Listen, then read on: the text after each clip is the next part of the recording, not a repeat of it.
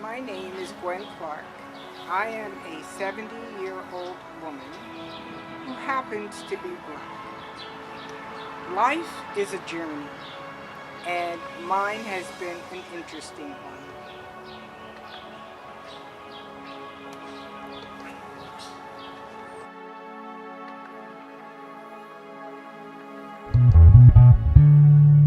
My very first job, though it was a non-paying job, was for the superintendent of schools. And while I worked for the superintendent of schools in order to earn a grade for my business classes, I also worked for a hospital. And that job paid me $75 every 2 weeks, which was gross. And needless to say, by the time you took out taxes, there wasn't very much to come home with. After graduation, I applied for every job that was out there administratively because I did want to go to college. But there was no grants, nor was there scholarships being offered to minorities that I'm aware of. And my family did not have the financial backing to support me in that regard. But while my father, he was entrepreneurial also to some extent, because in owning his home, the house had a store, and he used the store to offset income. It was called the Sweet Shop, and back in the 60s, sweet shops were very popular. I called it a haberdashery because he had a little bit of everything, ping pong, and he had pool table. He had those games like they have at the bowling alleys and stuff now. He sold submarine sandwiches. He sold live poultry. He sold, interestingly enough, he would go to the farm and he would get fruits and vegetables, and he would by the bushel, and he would sell them loose, and then we would have to weigh them and put them on the pounds. Sugar and flour used to go in brown paper bags. You didn't buy them from the store like you buy them today. And so it gives you some idea of what life was like in the 60s. There was racial protest because people felt disadvantaged and mostly were looking for gainful employment. There was an act passed by President Johnson for companies that had employees, more than 50 employees, where there was quotas set that they had to hire minorities. And I was one of those minorities. Because so much of how we are treated in the workforce and how we were treated in the workforce during that time is systemic. And what I mean by systemic, there are things in place where you don't have to do or say anything. By virtue of how something is set up, it discriminates against certain people. And we all understand that there is and was systemic racism, and because of that, there were other things in place to sort of counter that. And what I mean by that, we had, a lot of political action groups. There were organizations, employee organizations and community organizations that were vigilant in making sure that, certain things took place and to prevent or counter any kind of discrimination or prejudice in the workforce. I think we had a high level of consciousness about it.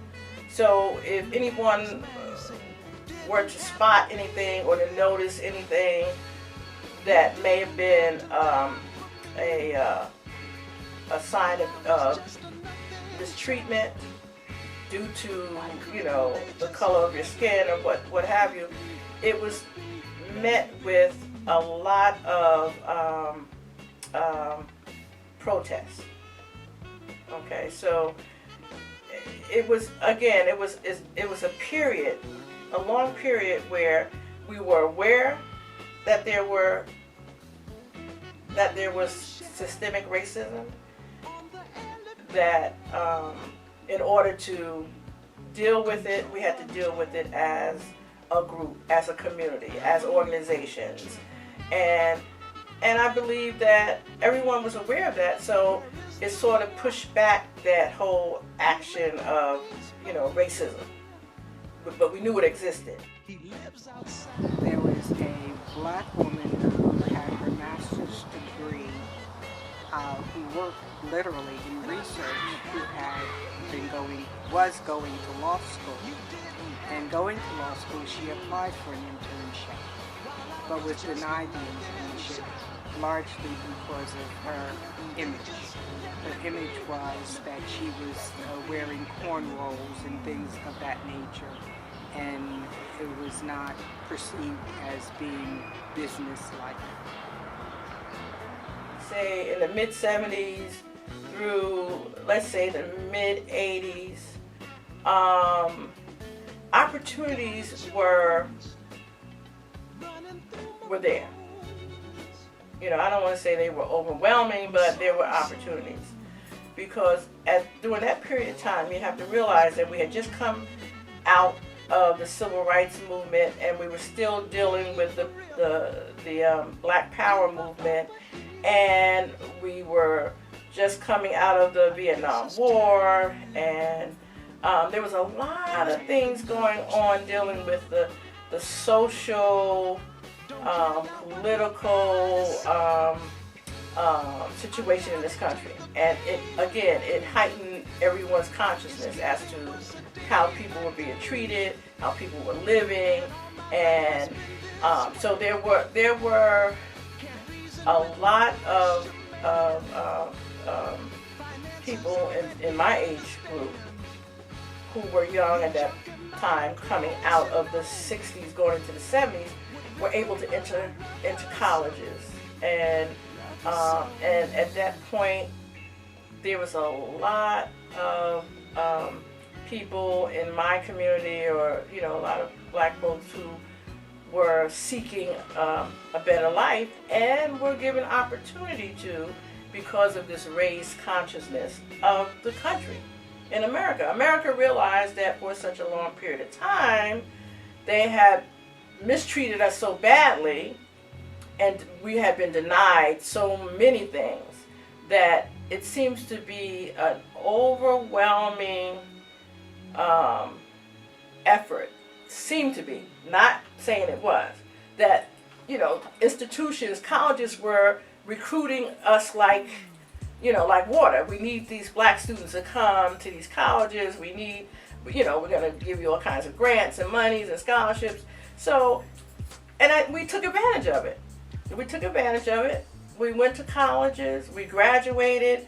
We were able to get jobs. We were able to make a better living than our parents did. So it appeared that we were doing fine. Progress was being made. But we always knew that there was still that systemic racism there, that we always had to watch out for that particular incident that's going to happen, that is going to say that it's not completely gone away. Racism still exists. And so I found a job at a company in Hillside, and that job taught me how to do and read blueprints. They were manufacturers of conveyor belts. And that job I got through the Urban League, which is a branch or off-branch of the NAACP. While working for this company, Adolph Gacho, I developed a relationship with the employees, and I reported directly to the vice president because it was a very small company. But they liked me, I liked them. I unfortunately did not stay there for but a little over 6 months. And one of the other companies that I had applied to, which was a major pharmaceutical company, had called me for an application that I had put in the summer prior. And so therefore I went into this corporation thinking that because they were larger, it would afford me more opportunities. I was the president for many, many years here at Kane University of an organization on campus called Concerned Black Personnel, which was the organization of faculty and staff of African descent.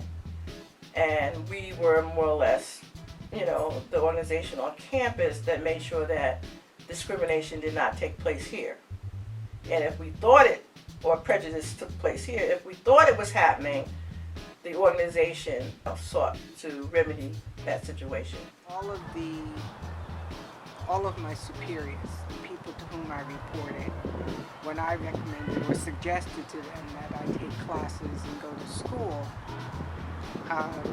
they always said to me, you don't need to do that. And again, in reflection, I'd say that would probably be the thing that I am most sorry about not doing. While I did take some courses at Kane, some English courses, I did have some outside training for my job, seminars. I did do some travel for my jobs. Education, absolutely. More important today than it was when I first started working. Not that it wasn't important then, but people were willing, society, businesses, industry, were willing to train employees. Today, employers expect you to hit the floor running. And you need that education and any experience, life experience that you can bring to the job. So I'd say today it's more important than it was then. And the other thing is, even with a college education, I'm talking your BAs, most jobs are looking for masters. And in some cases, they're looking for doctorate degrees, for the kind of jobs that I did. So I honestly think a lot of it depends on the organization. I think it depends on the individual. But if I had to impart wisdom to anybody looking for a job today or looking for a career, make sure you get the education that you need to support it. I highly recommend it. Just liking. I like people. I look at people as just that people, not by color, not by status. And I accept them for who they are and expect them to accept me for who I am. When we talk about women, equality, women being able to acquire, positions in the workforce, we do have to look at it in terms of color. We have to look at it in terms of race, because historically, Black women have always worked very hard and got little or no pay. After the Civil Rights Movement, and starting with the early 70s and even to the current time, Black women still get paid less than white women. And white women get paid less than white men. I mean, that's the fact. So, again, we made a lot of progress, and I don't want to, deny that. But when you look at, again, the way the system works, it's still controlled by powerful white men. And that's not to say that we don't have powerful women and powerful Black women, but the the control is in that of white men. And today, I mean, I could say that I've had a comfortable position, for the last 30 years, but in general, that's not the case for all of us. It's not the case for, I would say, the majority of us. If when I say the majority of us, I'm talking about the majority of black women. We still have a struggle. We still have a major struggle just to get equal pay, not only with white men, but white women too. So our struggle still continues, unless something drastic happens, and I don't know what that is. But I'm just saying that we still have to work at trying to get that equality. But yeah, there is some inequities in terms of how black women are treated and white women when it comes to the job situation. We still struggle to get pay equity. But we continue to work and strive for it. But again, progress has been made. But if you go to any statistical database and look up what black women make as opposed to what white women make, doing the same jobs, as opposed to what white men make, we still come out on the short end. So that says a lot in terms of how far we've come and how far we have to go.